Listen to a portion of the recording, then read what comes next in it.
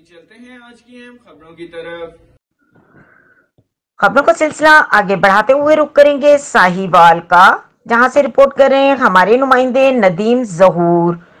Tayyab Mahmood Bloch, अमीर जमात इस्लामी जिला साहिवाल, उम्मीदवार बराए सूबाई असम्बली पीपी 1997। महंगाई की आग से हर गरीब का घर जल रहा है।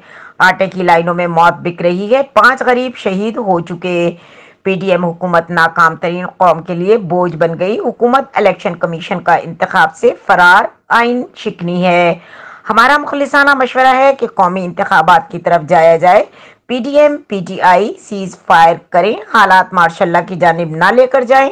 जमात इस्लामी की इंतखाबात के बाद तैयारी मुकम्मल है। 23 मार्च से घर घर दस्तक इलेक्शन मुहिम का भी आगाज कर दिया। करप्शन फ्री इस्लामी फलाही पाकिस्तान हमारी मंजिल है। मजीद खबरों और अपडेट्स के लिए हमारे साथ रहिएगा। तब तक के लिए अपना ख्याल रखिएगा। अल्लाह हाफिज।